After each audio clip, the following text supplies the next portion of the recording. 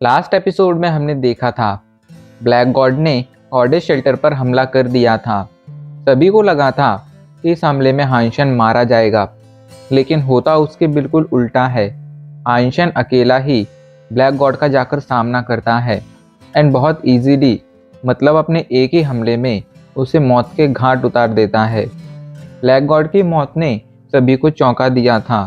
किसी को नहीं लगा था कि हाइंशन इतना ज़्यादा पावरफुल होगा कि वो ब्लैक गॉड को सिर्फ एक ही हमले में मार देगा। अब आगे ब्लैक गॉड को मारने के बाद हाइंशन पीछे मुड़कर उसके साथियों को देखता है। ये देखकर वो लोग कांपने लगते हैं एंड कांपते हुए कहते हैं, हाइंशन, हम यहाँ पर ब्लैक गॉड के ऑर्डर पर आए थे। तुम्हारी और हमारी कोई दुश्मनी नहीं है, इसलिए अच्छा यही होगा कि हम फाइट ना करें, क्योंकि इस फाइट का कोई मतलब नहीं है। तो इस पर हाइंशन गुस्से में कहता है, तुम लोगों ने मेरे शेल्टर पर हमला करने की कोशिश की है, इतनी वजह काफ़ी है मेरे लिए तुम्हें अपना दुश्मन मानने के लिए। ये सुनकर वो लोग परेशान हो जाते हैं, लेकिन फिर वो कहते हैं, देखो हाइंशन, हम लोग ब्लैक गॉड का साथ नहीं देते हैं एंड हम यहाँ पर आना भी नहीं चाहते थे, लेकिन ब्लैक गॉड के पास एक पावरफुल बैकग्राउंड है, एक पावरफुल बैकिंग है। उसके ऑर्डर पर ही हमें यहाँ पर आना पड़ा, वरना हम कभी भी यहाँ आकर तुम्हें परेशान नहीं करते। ये सुनकर हाइंशन उन्हें देखने लगता है एंड कहता है, ठीक है, अगर तुम लोग इस वजह से यहाँ पर आए हो तो मैं तुम लोगों को माफ़ करता हूँ, लेकिन अगर तुम्हें अपनी जान बचानी है तो उसके लिए तुम सभी को मेरे सामने सरेंडर करना होगा एंड मेरी गॉडेस टीम को ज्वाइन कर जब मैं ब्लैक गॉड शेल्टर पर हमला करने जाऊँगा तब मेरा साथ भी देना होगा।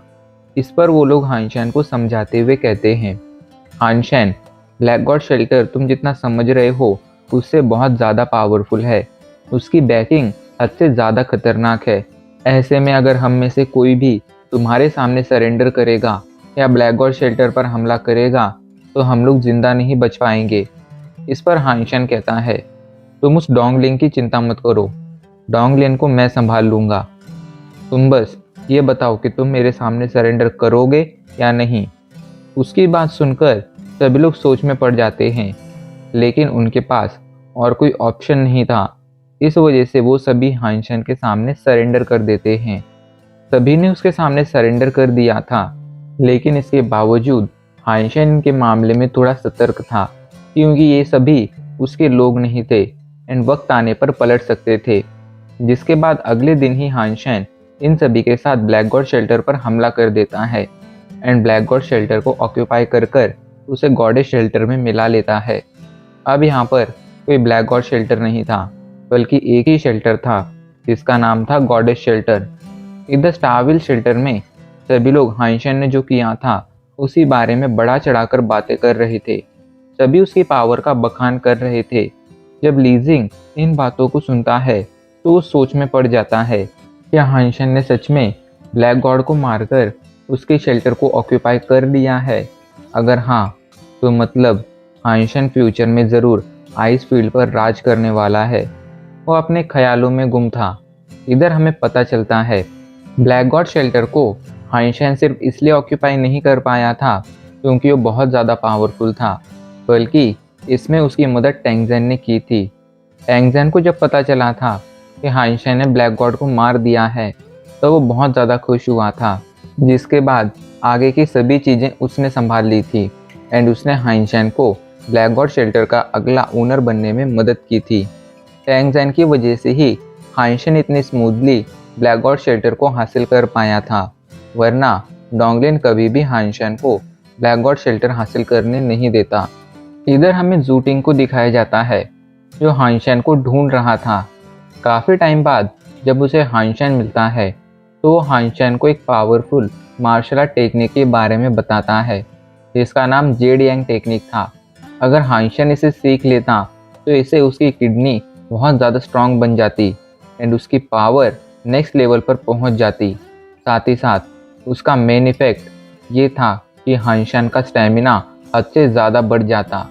एक बार अगर हाइंशन इसे पूरी तरह से प्रैक्टिस कर लेता तब उसका स्टेमिना इतना ज़्यादा बढ़ जाता कि वो एक दिन में कई हज़ार किलोमीटर ट्रैवल करने के बाद भी बिल्कुल थकान फील नहीं करता। ये टेक्निक काफ़ी ज़्यादा खास थी वैसे तो ये इंटरनेट पर अवेलेबल थी, लेकिन ओरिजिनल टेक्निक जूटिंग के पास थी। हानशन उस टेक्निक को ध्यान से ऑब्जर्व करता है एंड जब उसे समझ आता है कि ये ओरिजिनल टेक्निक ही है, तब वो जूटिंग से पूछता है, तुम्हें इसके बदले में क्या चाहिए। इस पर जूटिंग उससे वायलेंट स्टेट में कन्वर्टेड 3 म्यूटेंट रैंक की 20 सोल मांगता है। हानशन को भी ये कीमत सही लगती है, इसलिए वो जूटिंग के ऑफर के लिए मान जाता है। जिसके बाद हानशन वहाँ से एक शिकार के लिए निकल जाता है। इस बार वो शिकार के लिए अकेला नहीं गया था, बल्कि उसके साथ ब्लैक गॉड शेल्टर के लोग थे। इन सभी के साथ हानशन आइस स्नेक वैली आया था। आइस स्नेक वैली में एक खास तरह का बीस्ट पाया जाता था, इसे आइस स्नेक किंग कहा जाता था। अगर हानशन इसे मार देता तो उसे एक स्कैटबर्ड रैंक की स्वॉर्ड मिलती एंड हानशन को उसी की तलाश थी। लेकिन तभी ब्लैक गॉड शेल्टर का एक आदमी कहता है, मिस्टर हानशन, पिछली बार भी हमने ब्लैक गॉड के साथ मिलकर आइस स्नेक किंग का शिकार करने की कोशिश की थी, लेकिन उसे चोट पहुंचाना, उसे मारना बहुत ज़्यादा मुश्किल है, इसलिए मेरे हिसाब से हमें पीछे लौट जाना चाहिए। लेकिन हानशन कहता है, नहीं, हम जाकर उसका शिकार करेंगे। उसकी बातें सुनकर ये लोग पीछे तो हटना चाहते थे, लेकिन पीछे हट नहीं सकते थे, उन्हें हानशन के ऑर्डर मानने ही थे। ऐसे ही आगे बढ़ते बढ़ते वो लोग वैली के एंट्रेंस पर पहुंच गए थे, लेकिन एंट्रेंस पर पहुंचकर वो लोग वहीं पर रुक जाते हैं। इस पर हानशन पूछता है, आखिर तुम लोग यहाँ पर क्यों रुक गए हो?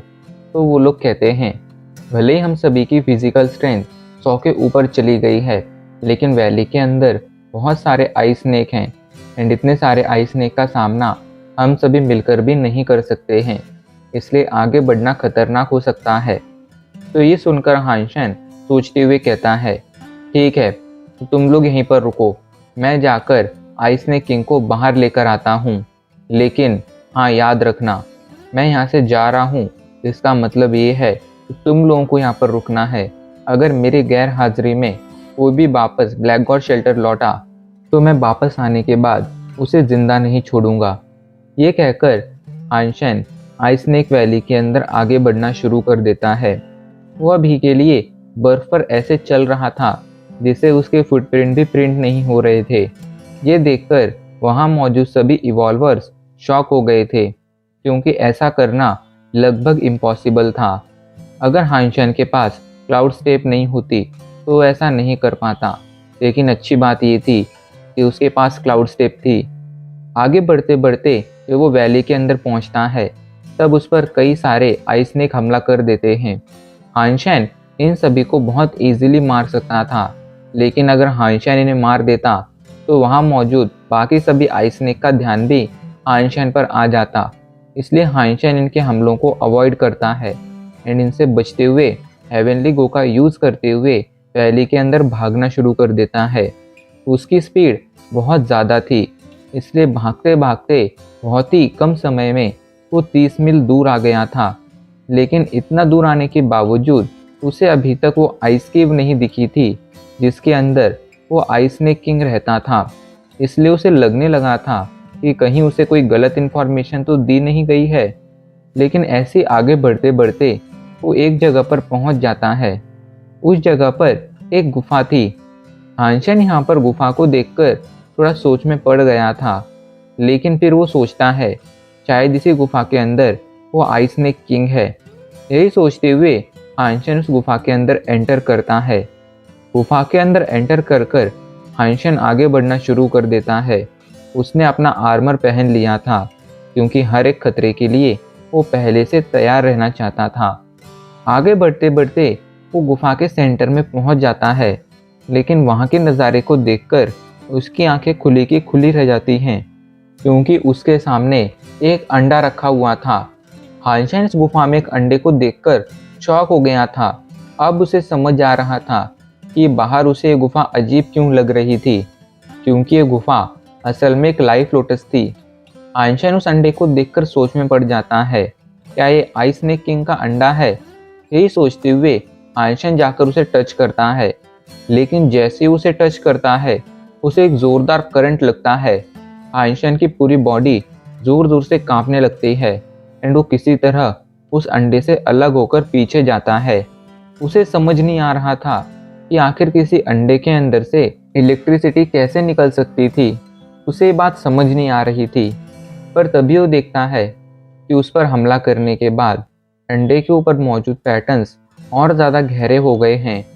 वो अभी अपने ख्यालों में गुम था ही, तभी उसे पीछे से कुछ आवाज़ सुनाई पड़ती है। वो सोच में पड़ जाता है, क्या वो आइस स्नेक किंग लौट आया है? लेकिन जब वो पीछे मुड़कर देखता है तो वहाँ पर एक आदमी खड़ा हुआ था। हानशेन पहले तो उसे नहीं पहचान पाता है, लेकिन ध्यान से देखने के बाद उसे समझ आता है कि यह आदमी कोई और नहीं बल्कि डोंगमू था। डोंगमू भी हानशेन को वहाँ पर देखकर शॉक हो गया था।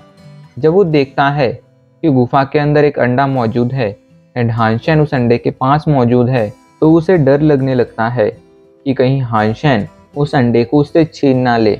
यही सोचकर वो आगे जाकर उस अंडे पर पहला हमला करने की कोशिश करता है। हानशेन उसे रोकना चाहता था, लेकिन इससे पहले कि हानशेन उसे रोक पाता, डोंगमू ने उस अंडे को छू लिया था एंड उसे छूते ही डोंगमू को 440 वोल्ट का झटका लगा था।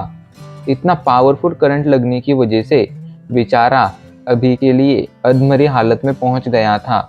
उसे समझ नहीं आ रहा था कि आखिर यहाँ पर क्या हो रहा है। वो गुस्से में कहता है, हानशेन, आखिर तुमने मुझे इसके बारे में पहले क्यों नहीं बताया? तो हानशेन कहता है, मैंने तो तुम्हें बताने की कोशिश की थी, पर तुमने सुना ही नहीं। हानशेन अब ये तो समझ गया था कि ये अंडा सच में इलेक्ट्रिसिटी जनरेट करता है, लेकिन ऐसा क्यों करता है कि उसे समझ नहीं आ रहा था। खैर, वो इस अंडे को तोड़ना चाहता था, इसलिए वो डिसाइड करता है कि वो डोंगमू के साथ इस अंडे को तोड़ने की कोशिश करेगा। एंड वो पहला मौका डोंगमू को देखता है, लेकिन डोंगमू समझ गया था कि पहला मौका मिलने का कोई फ़ायदा नहीं है, क्योंकि अगर वो गलती से भी इस अंडे को टच करता तो ज़रूर मारा जाता। इसलिए वो हानशेन को पहला हमला करने के लिए कहता है।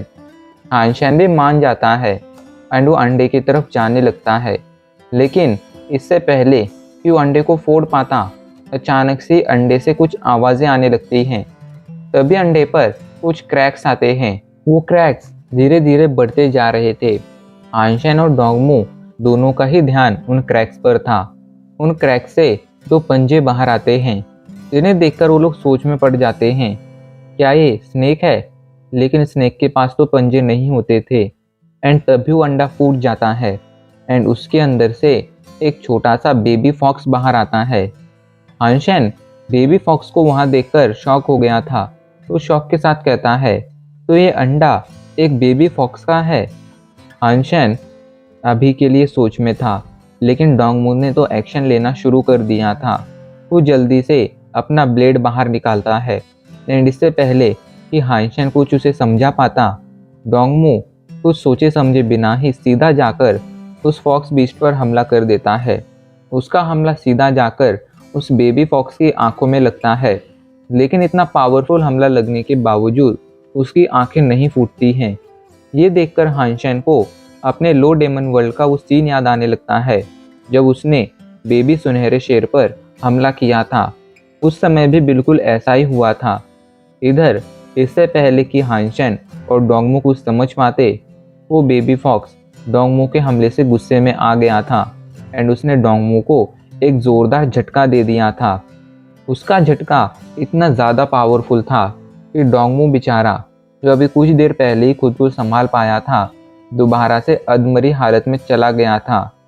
डोंगमू की ऐसी हालत देखकर हानशेन भी डर गया था, क्योंकि उस बेबी फॉक्स ने सिर्फ एक ही हमले में डोंगमू की ऐसी हालत कर दी थी। ये देखकर हानशेन समझ गया था कि ये बीस्ट बहुत ज़्यादा पावरफुल है एंड थोड़ा सोचने पर ही उसे समझ आ गया था कि ये बीस्ट ज़रूर एक सुपर बीस्ट का बच्चा है, इसीलिए इतना ज़्यादा पावरफुल है। इधर डोंगमू के हमले ने उस बेबी फॉक्स को हद से ज़्यादा गुस्सा दिला दिया था।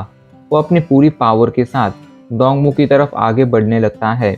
वो भले ही अभी बच्चा था, लेकिन एक सुपर बीस्ट भी था। ऐसे में उसकी पावर हद से ज़्यादा खतरनाक थी। जब हानशेन ने देखता है कि वो बेबी फॉक्स डोंगमू की तरफ बढ़ रहा है, तो हानशेन जल्दी से भागकर डोंगमू के पास जाता है एंड उसे खींचते हुए गुफा से बाहर लाने की कोशिश करने लगता है। वो नहीं चाहता था कि डोंगमू इस बेबी फॉक्स के हाथों में मारा जाए। ऐसा नहीं था कि उसे डोंगमू की जान की चिंता थी, तो डोंगमू उसका एक बहुत ही अच्छा क्लाइंट था जिससे हानशेन फ्यूचर में तगड़ा प्रॉफिट निकाल सकता था। इसलिए उसने डोंगमू की जान बचाने का डिसीजन लिया था। भागते भागते वो जब उस बेबी फॉक्स से दूर आ जाते हैं तो हानशेन डोंगमू को ज़मीन पर लेटा देता है एंड उसे होश में लाने की कोशिश करने लगता है। एंड अब इसी के साथ हमारा एपिसोड आज यहीं पर ख़त्म हो जाता है।